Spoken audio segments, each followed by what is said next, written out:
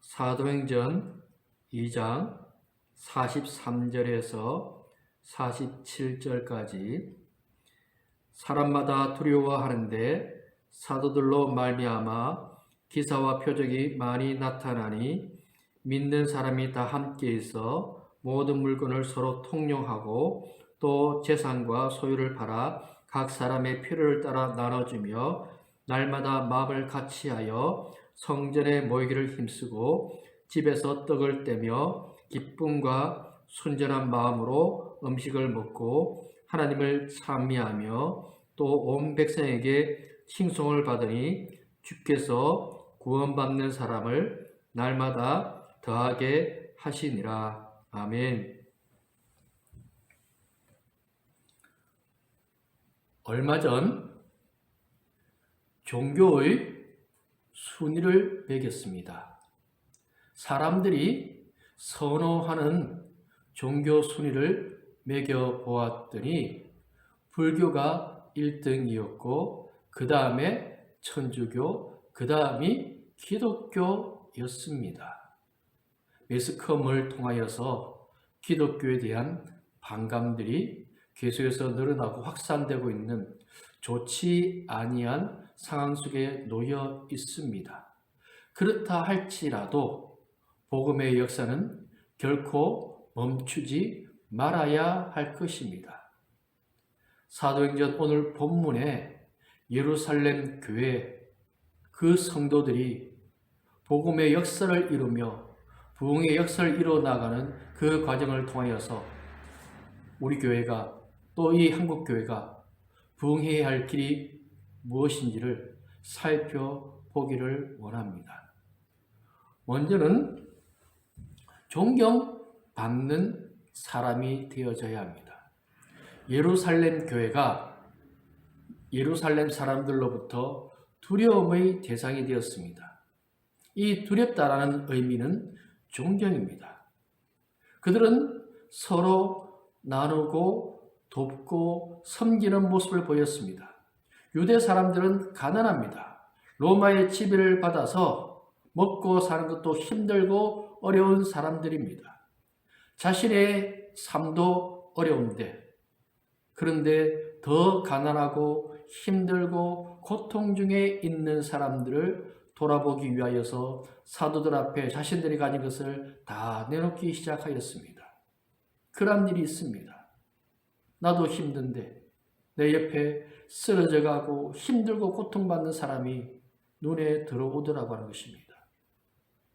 예수를 믿는 사람은 상사람들로부터 존경받는 사람이 되어져야 합니다.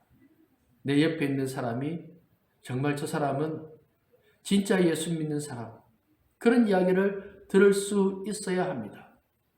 초대교회 고난과 시련과 순교의 역사이지만 복음의 역사가 또한 그 땅들을 변화시키는 놀라운 기적을 만들었습니다. 우리 교회가 해야 할 일이 바로 이것입니다. 어떻게 하면 그들에게 복음을 전할 수 있습니까? 그들을 변화시킬 수 있습니까? 그들의 마음에 우리의 주님의 사랑을 전달해 주는 겁니다. 사랑하는 것입니다. 상사람들로부터 인정받는 삶을 살아야 합니다.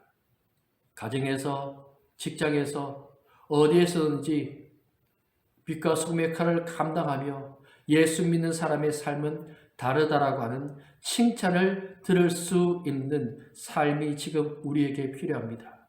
매스컴이 뭐라든지 성에서 무엇이라고 말하든지 우리 각자가 한 사람 한 사람이 주님의 말씀을 가지고 사랑하고 섬기는 선한 사마리아 사람의 삶을 살기 시작하면 상사람들 안에 변화의 역사가 일어납니다. 주변 사람들에게 감동을 줄 수 있어야 합니다. 그들의 마음에 변화를 일으킬 수 있는, 우리를 통하여서 예수님을 볼 수 있는 그런 은혜의 삶이 우리 속에 있기 시작할 때 놀라운 역사는 일어나게 되어지는 것입니다. 우리가 믿음 안에서 잘 살아야 합니다. 말하는 것도 행동하는 것도 우리가 잘 살기 시작할 때 상사람들 안에 구원의 역사를 전할 수 있는 계기가 또한 마련되어지고 그들에게 주님의 말씀을 전할 때 놀라운 역사도 일어나게 되어지는 것입니다. 두 번째로 예루살렘 성도들은 하나님을 찬미하였습니다. 하나님을 경배하는 일을 그들은 멈추지 아니하였습니다. 그들은 날마다 모였습니다. 그리고 하나님을 찬미하고 하나님의 은혜 가운데 가는 것을 힘쓰는 사람들이었습니다. 모이는 것이 너무 좋았습니다. 하나님께 기도하고 사도를 통해서 말씀을 듣고 교회에서 성도들 안에서 교제하고 나누고 섬기고 돕는 것이 매일매일 기뻤습니다.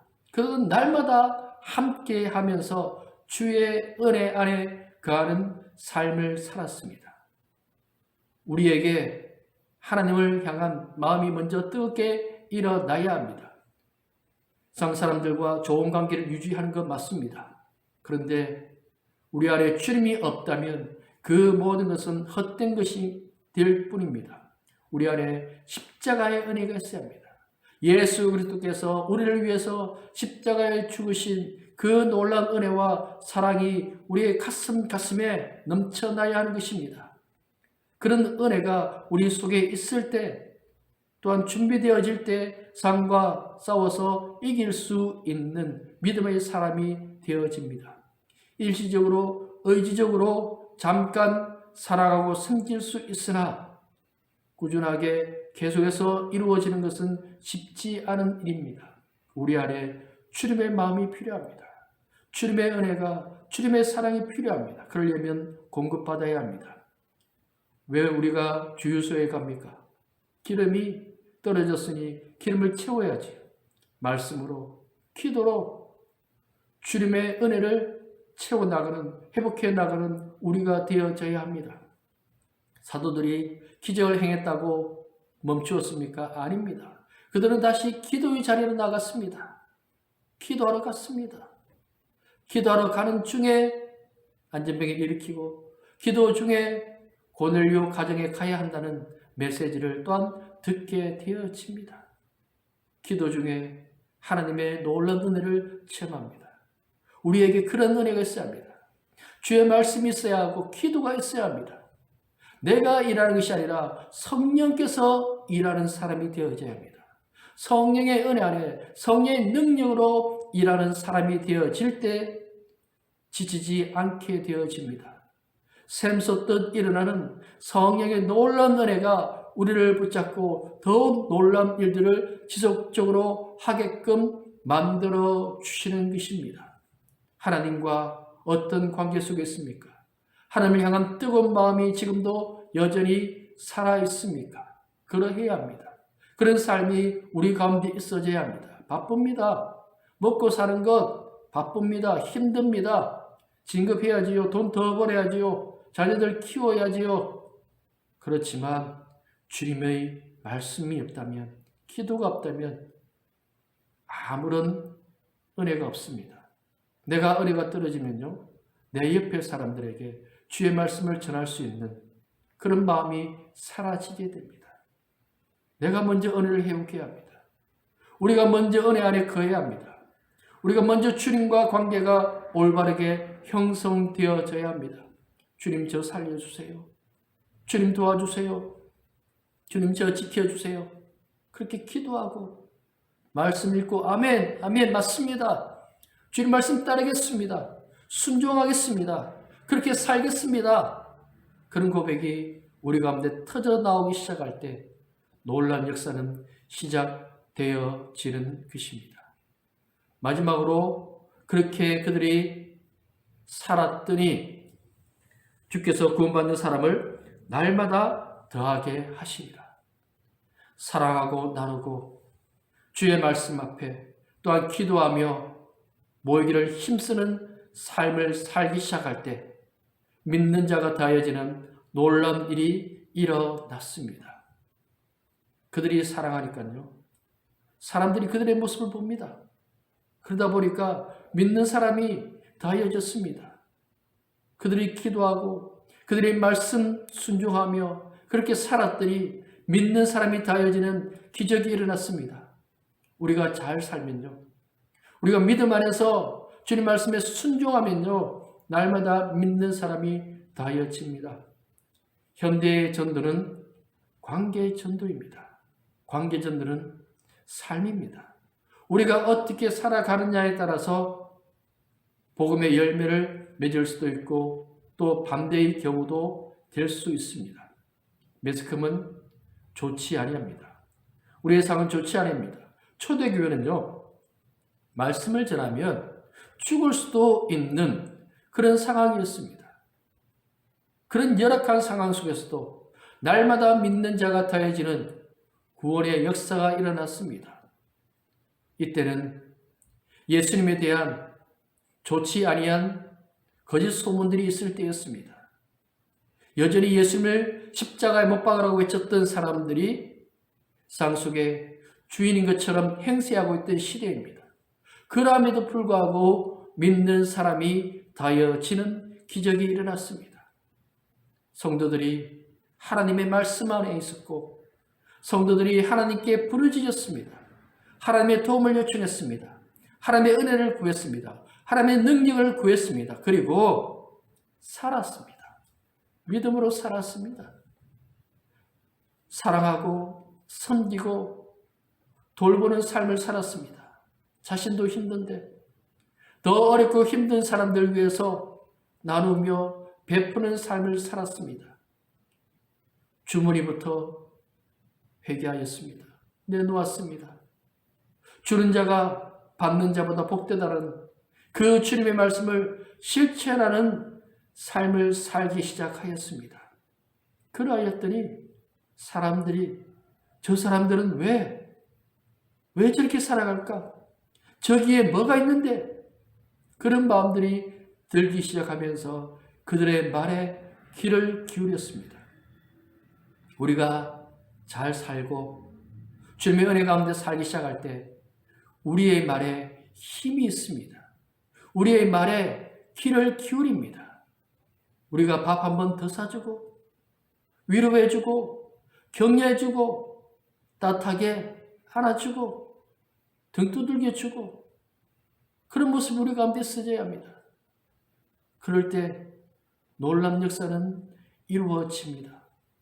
교회가 어떤 상황이냐 환경이냐가 아니라 믿음의 사람들이 얼마나 준비되어 있고 어떤 삶을 사느냐에 따라서 복음의 역사는 시작되어지는 것입니다.